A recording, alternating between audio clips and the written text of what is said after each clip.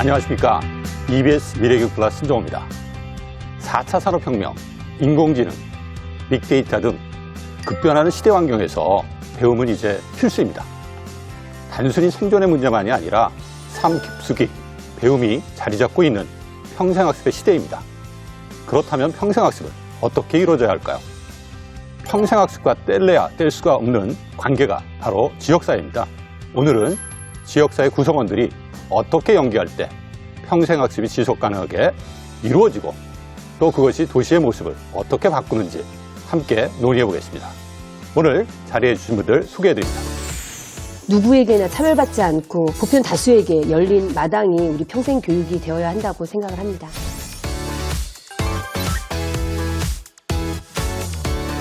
우리 교육이 학교 울타리를 뛰어넘어서 지역의 다양한 교육 주체와 함께 해야 한다라고 하는 것은 사실 미래 교육의 방향이고요.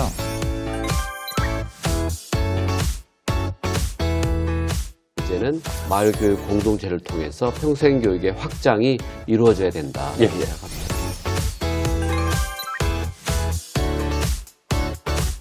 마을교육 공동체가 잘 되기 위해서는 건강한 깨어있는 교육 시민들이 좀 나와야 된다.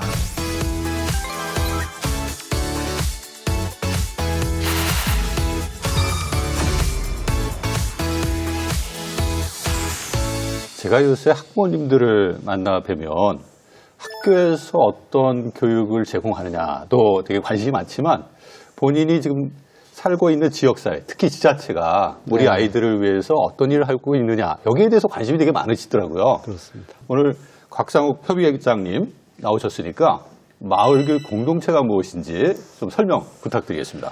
아이들의 학교 교육 울타리 안에서의 교육을 지역사회에서 좀 도울 수 없을까?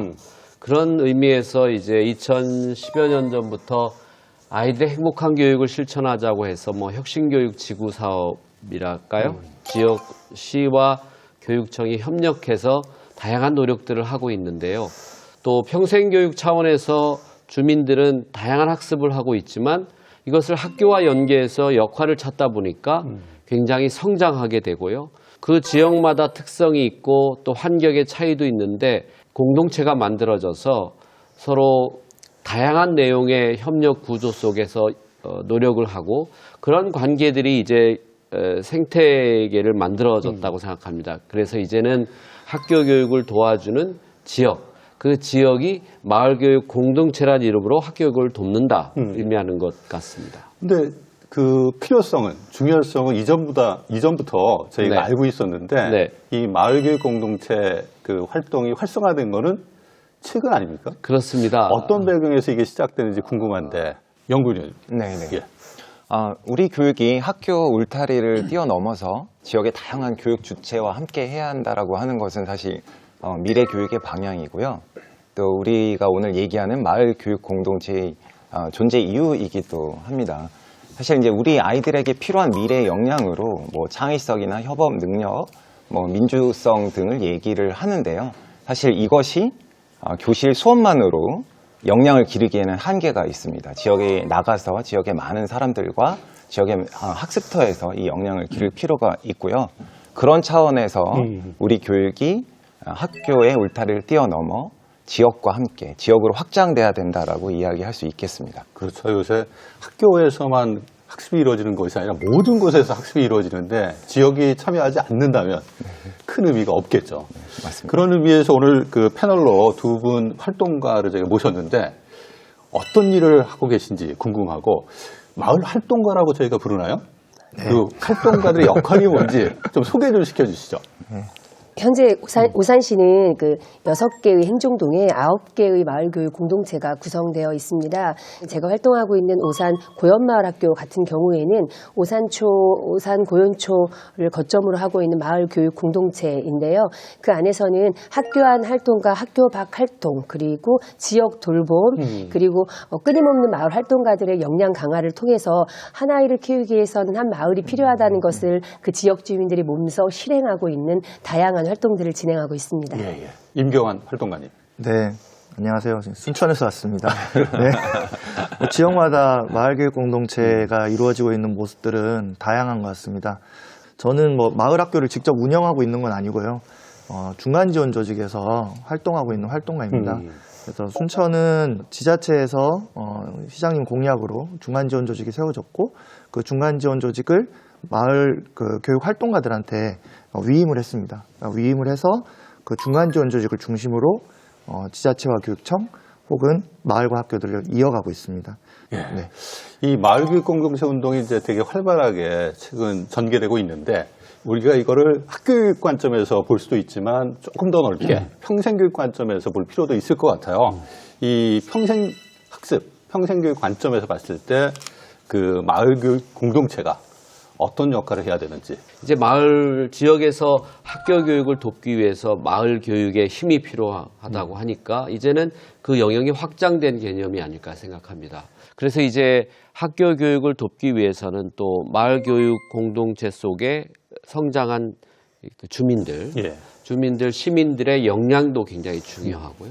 또 준비하는 과정도 필요하고 또 환경에 따라서 그 영역이 또 굉장한 차이가 있기 때문에 각각의 그런 영역에서 주민과 시민들이 역량이 키워지면 그러한 힘으로 학교와 함께하고 그런 영역 속에 또 연결고리가 돼서 네트워크가 만들어지고 예. 네트워크가 만들어지면 그야말로 단순한 한 학교에서 벗어나서 이제 초, 중, 고가 연계되고 또 동으로 연결되고 그런 것들이 바로 이제는 마을교육 공동체를 통해서 평생교육의 확장이 이루어져야 된다 예, 이렇게 예. 생각합니다. 예, 연구위원님.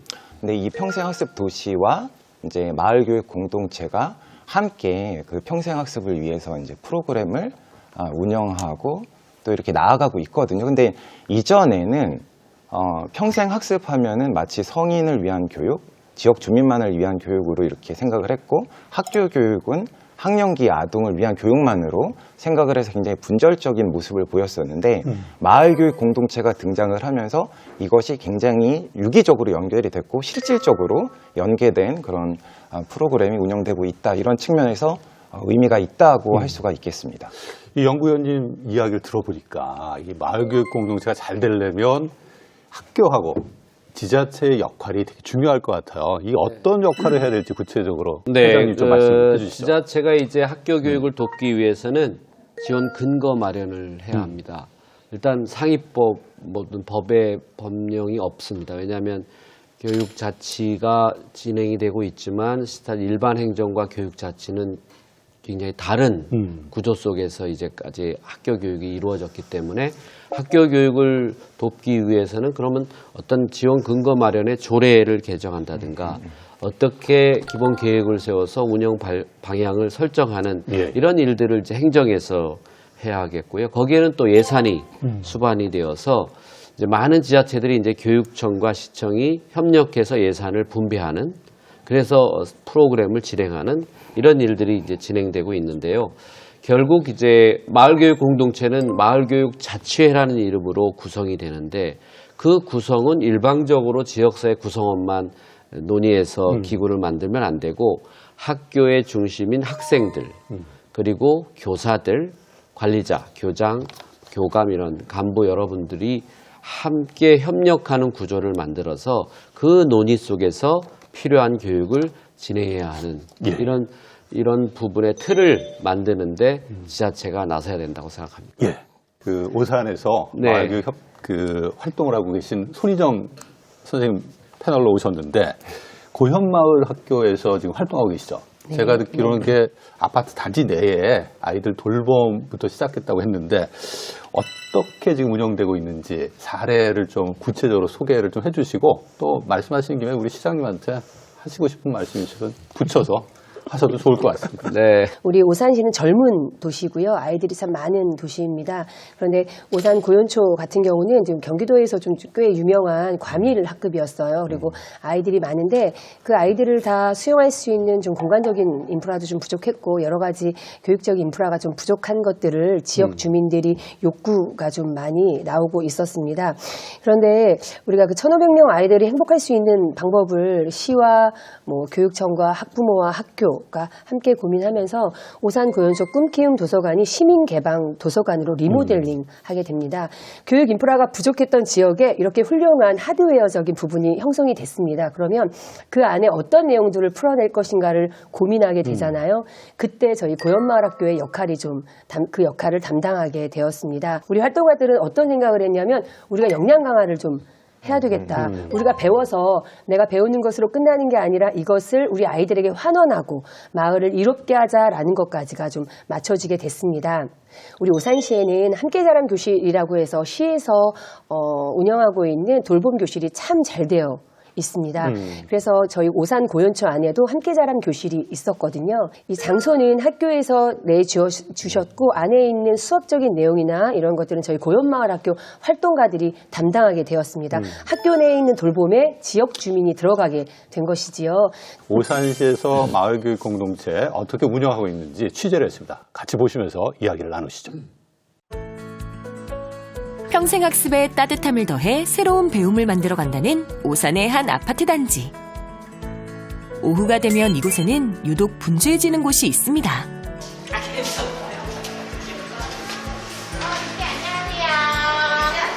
학교를 마친 학생들이 하나둘 모여들어 익숙한 듯 시간을 보내는데요. 이곳은 인근의 초등 저학년 학생들에게 돌봄을 제공하는 돌봄시설, 고현 지킴이입니다. 학교에서 진행되는 돌봄을 지역으로 그대로 옮겨왔다라고 생각하시면 되는데요. 지역에서 자격을 갖춘 우리 어른들이 그 마을의 아이들을 케어하고 돌보는 이런 프로젝트입니다. 고현 지킴이에서는 학교 돌봄 교실처럼 다양한 프로그램을 운영하는데요. 여기에는 평생학습에 도움이 컸습니다.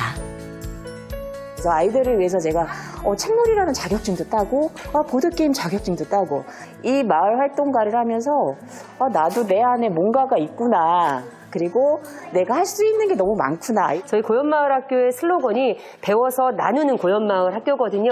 평생교육 안에서 시의 발전이나 마을의 발전 그리고 개인의 발전이 다 한 바운더리 안에 있다고 생각을 합니다. 평생학습의 배움을 학생들에게 돌봄으로 나누면서 점차 마을교육 공동체의 모습을 갖췄는데요. 고현 마을 공동체를 누구보다 반기는 사람은 학부모입니다. 동네에 오래 살았는데 이런 시설이 이때까지 없었기 때문에 저도 오랫동안 다녔던 직장도 관뒀고 시설이 있으면 동네에서 얼마나 살기 좋은 동네가 되겠어요. 너무 좋죠. 같이 성장하는 거니까. 그날 저녁, 마을 활동가의 하루는 아직 끝나지 않았습니다. 네, 오산에 9개 마을에 마을교육 공동체가 있는데 오늘 그 리더분들의 회의가 있어서 교육재단 가고 있습니다. 오산 지역의 마을교육 공동체는 정기적으로 모임을 갖는데요. 아니, 밤에도 이렇게 모이셔가지고 자기 개발. 이야, 대단하십니다. 우리 마을 자랑거리도 좀 만들고 그런 과정을 좀 가지려고 해요. 연합해서 옆에 마을이랑 같이 해도 괜찮지 않을까? 서로의 상황과 정보를 나누고 새로운 프로젝트를 함께 준비하며 협력하는 자리를 갖습니다. 다양한 분야의 교육 관계자 또는 마을 활동가 이런 분들이 모여서 마을의 현안을 얘기하기도 하고요. 마을에 있는 특색에 맞는 좀 더 다양하고 많은 마을 학교들을 개설할 예정입니다. 현재 오산은 지역별 특색을 가진 9개의 마을교육 공동체가 활동하며 교육문화 확산에 노력하고 있는데요. 학교와 지자체, 마을교육 공동체가 협력해 점차 체계를 갖춰나가고 있죠. 마을교육 공동체는 지역사회와 함께하며 활동을 넓혀나가고 있습니다. 지속가능한 교육 생태계를 만들어가는 과정인데요. 우리 그럼 이제 다 같이 사파 그리기 시작해볼게요. 최근 세마초 6학년 학생들은 나만의 이야기가 담긴 동화책을 만들고 있습니다. 이거는 구멍이 뚫린 돌이고 이거는 둥글둥글한 거고 얘는 세모난 거고 얘는 네모난 돌이에요.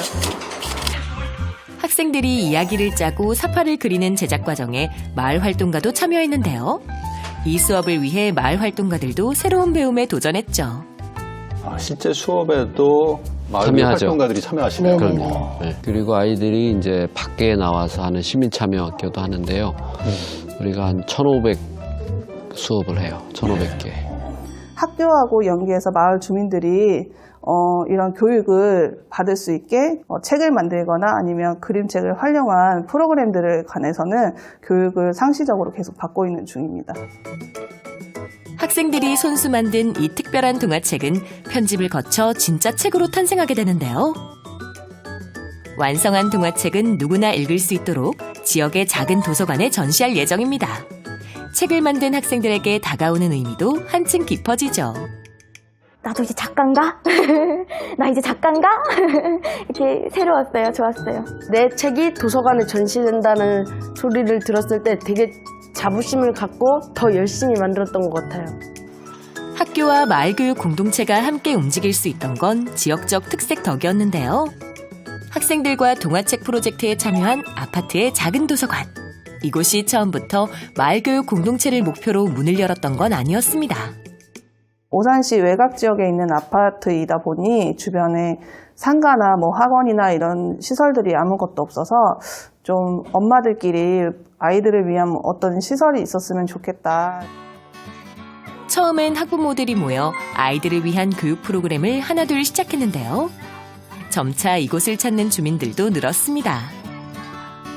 지금은 성인을 위한 평생학습 프로그램도 운영하며 남녀노소 누구나 찾는 배움의 장소로 자리 잡았는데요. 주민들의 만족은 물론 학습의 의미도 더해가고 있습니다. 도서관에 꼬마부터 시작해서 그렇죠. 어르신까지 다 참여할 수 있는 상황이 환경 여건이 만들어졌네요. 함께 성장하는 게 가장 중요하다 생각하고요. 한자리에 모이기 시작하면 오산의 다양한 교육들이 좀 더 활성화되고요. 같은 목표를 보고 성장해 나갈 거라고 생각하고 있습니다. 평생학습의 매력을 더해 머물고 싶은 도시로 자리 잡은 오산의 마을교육 공동체. 앞으로의 발전을 함께 응원합니다. 야, 저 사례 보면서 그 모든 주민들이 만들어가는 교육 공동체가 아닌가. 특히 그 마을교육 활동가로 계시는 분들이 자기 개발을 위해서 막 자격증도 따고 저녁 때 모여서 회의도 하고 이런 모습 보고 전 깜짝 놀랐어요. 지역 주민들이 이제 참여하는데 어떤 분들이세요? 고연마을학교의 고연 지킴이를 좀 잠깐 말씀드리자면 저희는 돌봄이라는 것이 어떤 결손이 있는 아이들이만 가는 곳이라는 프레임을 씌우고 싶지 않은 게 저희 고연 지킴이입니다. 그렇다면 돌봄 교사도 마찬가지죠. 그렇죠. 우리 지역 내에서도 일정 정도의 자격을 갖추신 분, 그런 분들이 우리 아이들을 케어하고 돌보는 게 저희 그 지킴이의 목표입니다. 원하시는 분들에게 자격을 만들어 드립니다. 근데 이것은 어떤 개념이냐면 오산시는 평생교육이 정말 문만 열면 평생교육에 발을 담글 수 있는 시스템입니다.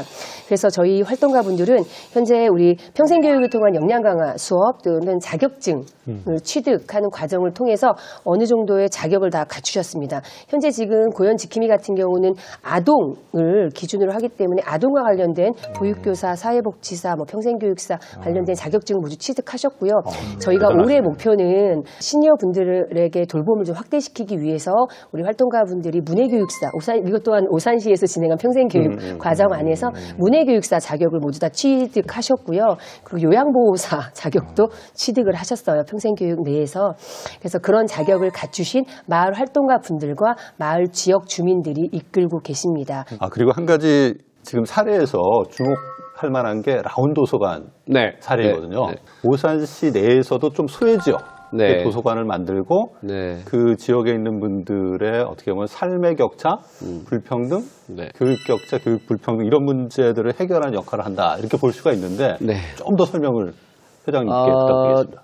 일단 제가 오산시장으로서 이 마을교육 공동체를 진행하면서 느끼는 것은 각각의 그런 지역의 환경에 맞춰서 맞춤식 교육이 잘 이루어져야 한다. 그런 환경을 어떻게 조성할 것인가. 이제는 마을교육 공동체의 힘은 그런 다양성과 또 여러 가지 환경의 차이를 극복할 수 있는 힘을 키우고 그것을 지원하기 위해서 이제 지역과 또 교육청이 함께 해야 한다고 생각하고요.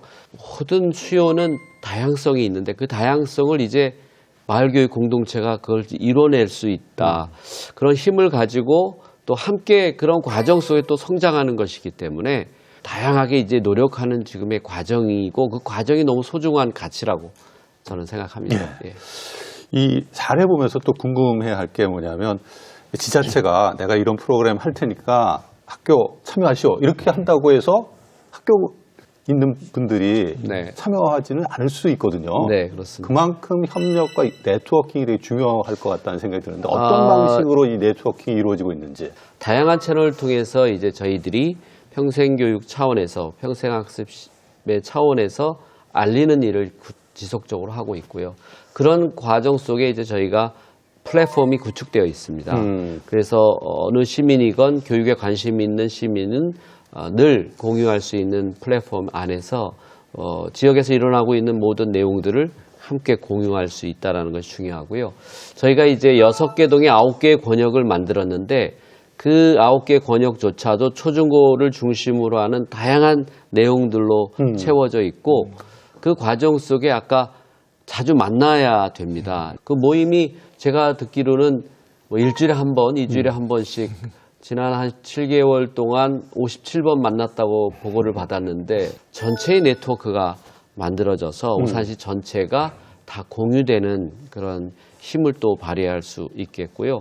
여기에는 이제 그 중심에서 이것이 성공 여부는 바로 우리가 누구를 위해서 이렇게 노력을 하는가를 보면 학생인데 그 학생들도 상당한 의견을 주고 있고 그들의 활동이 또 자치 활동이 또 학교 안에서 이루어지도록 보장하기 때문에 이렇게 각각의 계층들이 협력하는 구조가 아주 유기적으로 만들어지고 있다 이렇게 말씀드리고 싶습니다. 예. 이 오산의 경우에 마을교육 공동체가 개별 학교들하고 쭉 네트워크가 이루어졌단 말이에요. 그렇습니다. 이것들을 종합적으로 이렇게 어떻게 연결해주는 허브 같은 게 있다고 제가 들었는데 그거에 대해서 좀 말씀 좀 해주시죠. 저희는 이제 2011년에 아이들의 행복한 교육을 한번 실천해보자.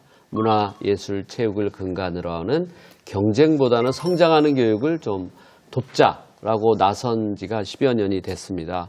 여기에 이제 저희가 그 중간 조직이 필요하겠다. 전문성이 있는 중간 조직. 그래서 혁신교육지원센터로 시작했는데 이것이 확장돼서 지금 대한민국 최초로 교육재단이 만들어졌습니다. 그래서 그 교육재단이 중심이 되어서 교육청, 시청, 또 학교, 그리고 또 학부모, 지역사회가 협력체계를 잘 구축할 수 있도록 적극적으로 뒤에서 지원하는 조직입니다. 그런 허브 조직이 좀 역할을 필요하죠? 하는 것이죠. 네, 꼭 필요합니다. 이 오산시 얘기를 하다 보니까 우리 임경환 활동가님 나오셨는데 순천에서 활동하고 계시죠? 네, 순천에서 있습니다. 우리도 할 얘기가 많다. 그런 표정이죠. 아니요. 이 순천의 마을교육 공동체는 어떤 특징이 있나요? 예, 뭐 지역마다 조금씩 각자 진행되는 방식이 조금 다 다른 것 같습니다. 저희도 오산보다는 좀 규모가 적지만 아까 말씀드린 대로 순천 풀뿌리 교육자치 협력센터라고 하는 중간 지원 조직을 지금 중심으로 운영되고 있는데요. 저희 지역에서는 이 마을 교육 공동체가 잘 되기 위해서는 건강한 깨어있는 교육 시민들이 좀 나와야 된다. 그런 게 좀 포커스입니다. 그래서 그러면 그 주민들이 건강한 교육 시민으로 다시 성장하기 위해서 어떤 것들이 필요한가라고 했을 때 저는 지역의 교육 의제들을 계속 다루어 볼 수 있는 기회 혹은 공론장 이런 것이 있어야 된다고 생각을 했어요. 그래서 2018년부터 어제도 했었는데 매달 한 번씩 지역의 교육의 의제를 다루는 공론장을 만들었습니다.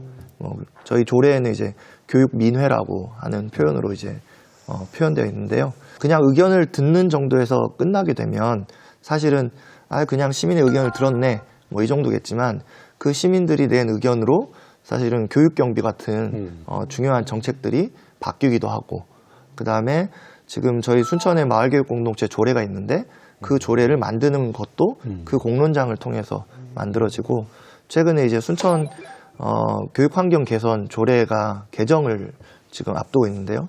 그 개정과 관련해서도 한 10차례 이상의 포럼이나 공청회나 그다음에 연구 용역 같은 것들을 모임 자리에서 계속 이야기 나누는 그런 일이 있었습니다. 뭐 여러 개 있지만 여기까지 말씀드리겠습니다. 우리 임경환 활동가님이 순천시 마을교육 공동체에 대해서 자랑하고 싶은 게 많은 것 같아요. VCR 보시면서 이야기를 나누시죠.